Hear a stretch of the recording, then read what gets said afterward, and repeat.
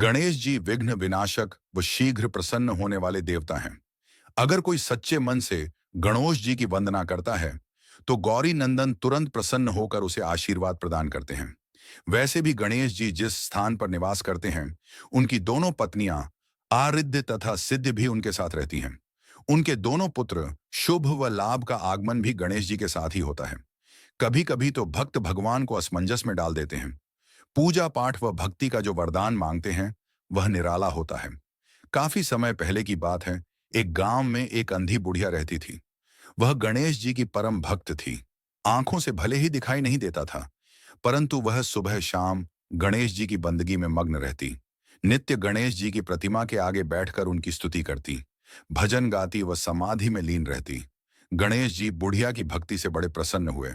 उन्होंने सोचा, ये बुढ़िया नित्य हमारा स्मरण करती है, परंतु बदले में कभी कुछ नहीं मांगती। भक्ति का फल तो उसे मिलना ही चाहिए। ऐसा सोचकर गणेश जी एक दिन बुढ़िया के सम्मुख प्रकट हुए तथा बोले, माई, तुम हमारी सच्ची भक्त हो। जिस श्रद्धा व विश्वास से हमारा स्मरण करती हो, हम उससे प्रसन्न हैं। अतः तुम जो वरदान चाहो हमसे मांग सकती हो। बुढ़िया बोली, प्रभो, मैं तो आपकी भक्ति प्रेम भाव से करती हूँ। मांगने का तो मैंने कभी सोचा ही नहीं। अतः मुझे कुछ नहीं चाहिए। गणेश जी पुण्य बोले, हम वरदान देने के लिए आए हैं।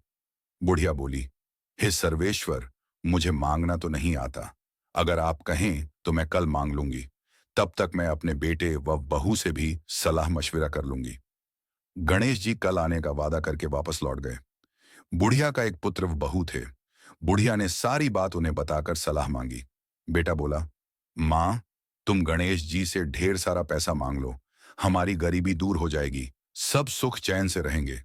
बुढ़िया की बहू बोली, नहीं, आप एक सुंदर पोते का वरदान मांगे, वंश को आगे बढ़ाने वाला भी तो चाहिए। बुढ़िया बेटे और बहू की बातें सुनकर असमंजस में पड़ गई। उसने सोचा, ये दोनों तो अपने अपने मतलब की बातें कर रहे हैं। बुढ़िया ने पड़ोसियों से सलाह लेने का मन बनाया।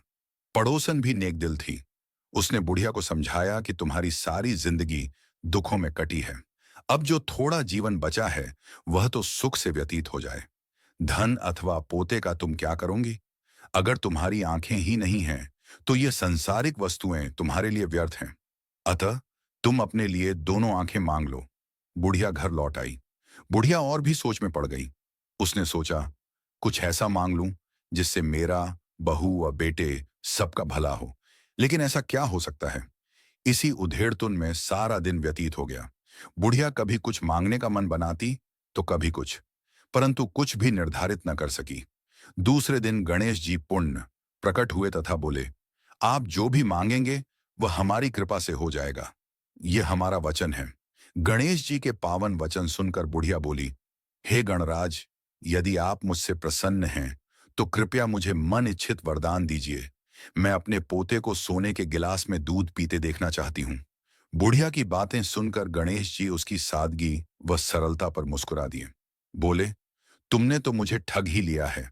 मैंने तुम्हें एक वरदान मांगने के लिए बोला था, परंतु तुमने तो एक वरदान में ही सब कुछ मांग लिया। तुमने अपने लिए लंबी उम्र तथा दोनों आंखें मांग ली हैं। बेटे के लिए धन व बहू के लिए पोता भी मांग लिया। पोता होगा, ढेर सारा पैसा होगा, तभी तो वह सोने के गिलास में दूध पिएगा। पोते को देखने के लिए तुम जिंदा रहोगी, तभी तो देख पाओगी। अब देखने के लिए दो आंखें भी देनी ही पड़ेंगी। फिर भी वह बोले, जो तुमने मांगा वे सब सत्य होगा। यूं कहकर गणेश जी अनर्थ ध्यान हो गए। कुछ समय पाकर गणेश जी की कृपा से बुढ़िया के घर पोता हुआ। बेटे का कारोबार चल निकला तथा बुढ़िया की आंखों की रोशनी वापस लौट आई। बुढ़िया अपने परिवार सहित सुखपूर्वक जीवन व्यतीत करने लगी।